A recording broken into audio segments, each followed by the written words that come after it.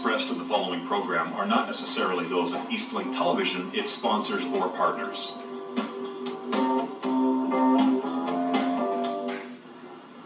Welcome back to the Straight Bits. This is the Enviroshow. I'm your host, John Abati.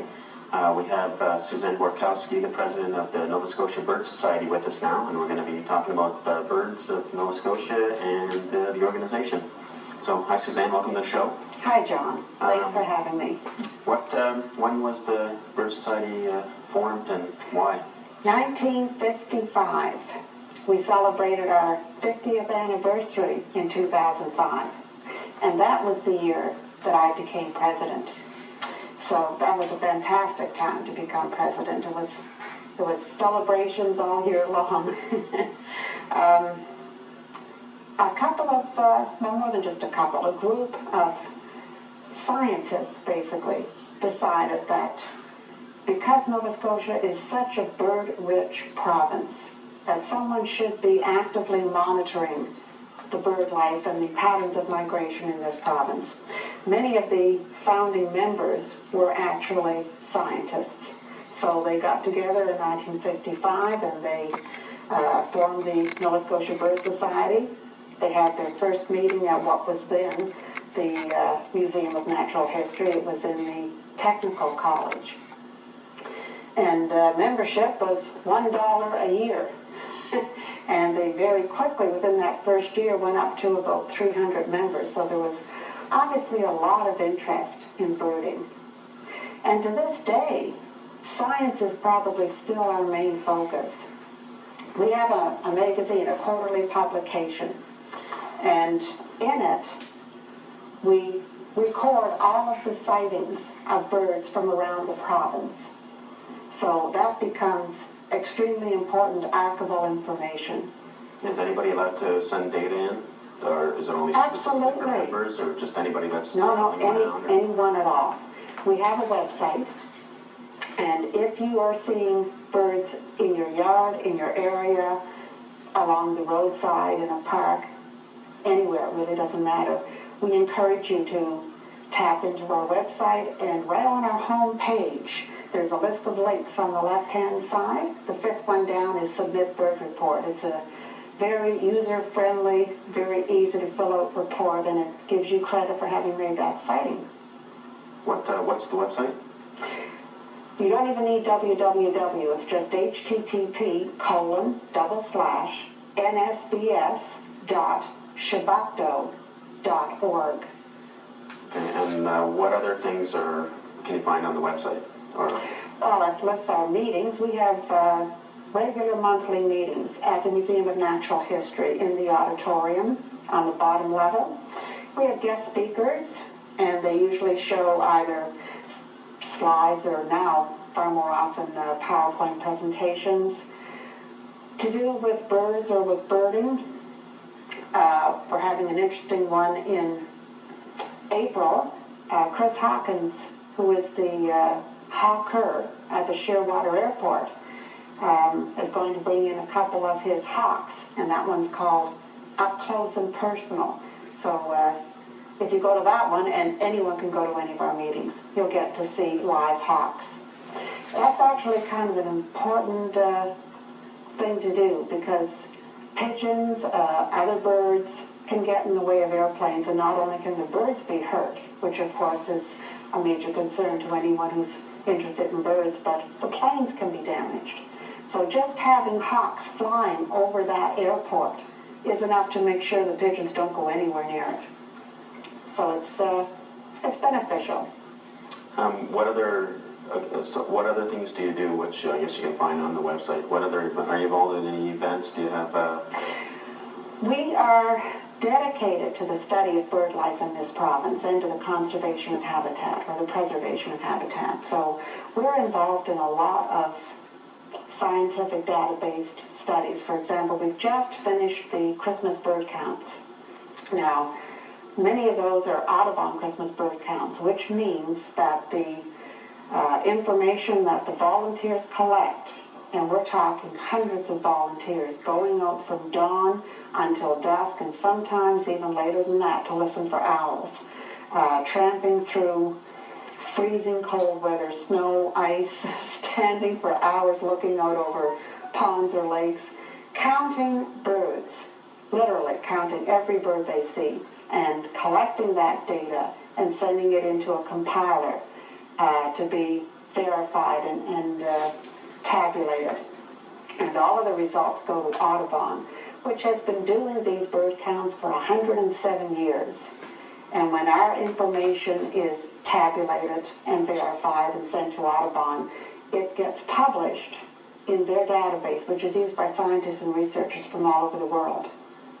Now, the only downside of that is if it's an Audubon count, you have to pay a $5 fee per participant. But $5 isn't really that much when you're talking about being part of an official site like Audubon. Other counts are not Audubon counts. There's no fee involved with that one. And That's again, North American migration count, is that one of those? Or? I'm getting to that one. Yeah, okay. But there are other Christmas counts that are not actually Audubon counts. And you still go out in the field and you spend as much time, as much effort, and as much gas looking for birds. And it doesn't actually get sent to Audubon, but there's no fee involved. Another one is the North American migration count. Now, we do that every year here in Nova Scotia. Right now, our coordinator is Hans Toom, and his email is h2, all one word, at halifax.eastlink.ca. So if you want to get involved in that, by all means contact Hans. How do you spell Toom? Toom. Okay. And there's no fee involved in that one.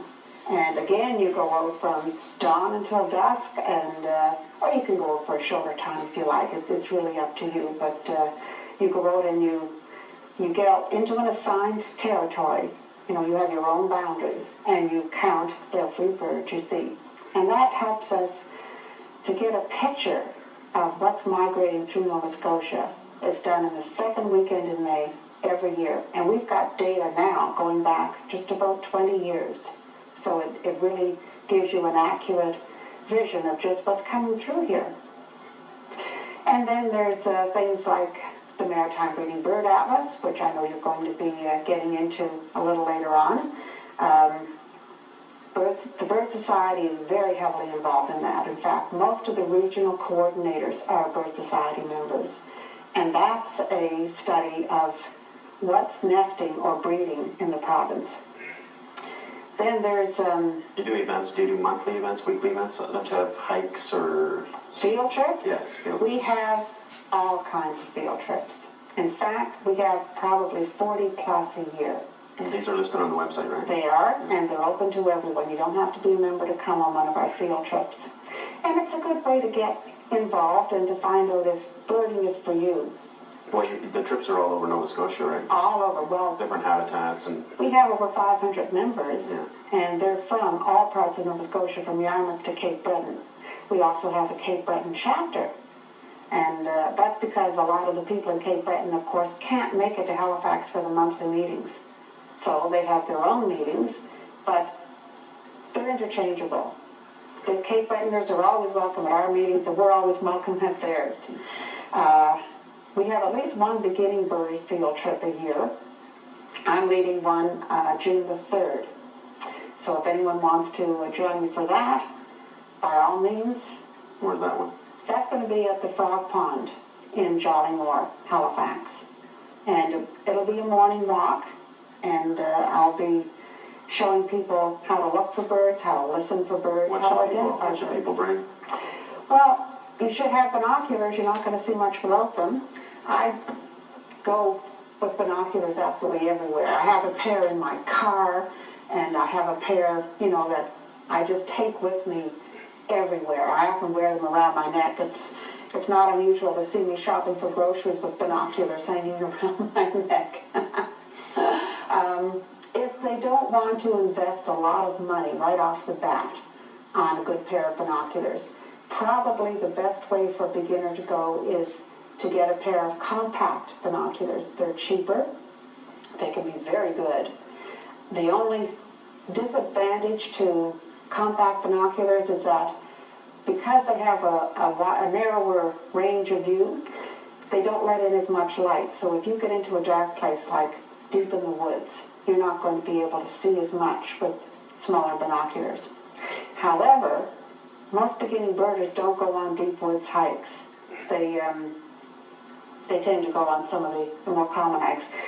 If you're interested enough to go right into the woods looking for birds, you're past the beginner stage and it's time to upgrade to a bigger set of binoculars. Outside of that, a field guide. I've always liked the Peterson's field guide. It's very simple to use. It has nice big pictures. National Geographic has just put out a new guide, an updated one, and it's got thumb marks, so you can just quickly go to whichever section you want. So that's handy, but you need to know what you're looking at. And you should try to go out with someone who's already a birder, because that's invaluable. They can show you where to go, and they can show you how to find the birds. And then you just have fun. Check it out. So are you guys involved? Well, you do the migration counts. Are there other projects you're heavily involved with? Oh, absolutely. Nocturnal owl surveys are coming up. I run, I have one route of my own, and I help out with two other routes. And what's involved with nocturnal owl surveys is going out half an hour after sunset along a prescribed route. And my routes are in the Bullwater Mercy property in Tantallon, which is just a dirt trail that just keeps on going up into the deep woods. The Pockwalk watershed at the end of Pockwalk Road. That's another one that's pretty dicey. The road is often almost impassable. And the third one that I help out with is out in Tangier. That's a little bit better road.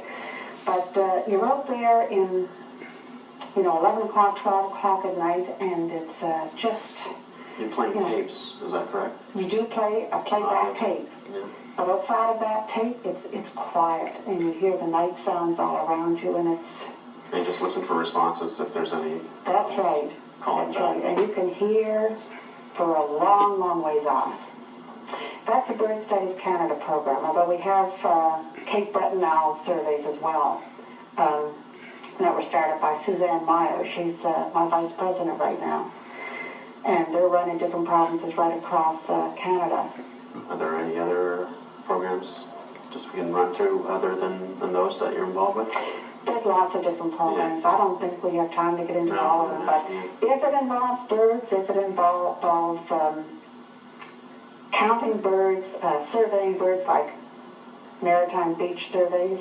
If we want data, the Nova Scotia Birds, membership. What's membership? How do people get involved and be members? There is a membership page right on our website, and you can download the form and send it in. A single person is $18 a year. If you want a family membership, that's $21 a year. And that will give you your 4 issues of your magazine. And what's the website again? http://nsbs.shabukto.org. Okay. I'd like to thank you for coming out and enlightening us on that. I'd like to thank you for having me, and come on out and bird sometime. Yeah, well, I go out birding all the time, but I haven't been out with you guys yet. But You'll have to come on one of our field trips. yeah, I will. Actually, I'll plan for that one. Okay. So, thanks, Suzanne, for coming out and Thank you, John. helping us out. And so you can get in touch with the Bird Society at their website. We'll be back after the break, speaking with either the Peninsula Watershed Preservation Society, or I think we're going to be doing the Maritime Ringbird Study, actually.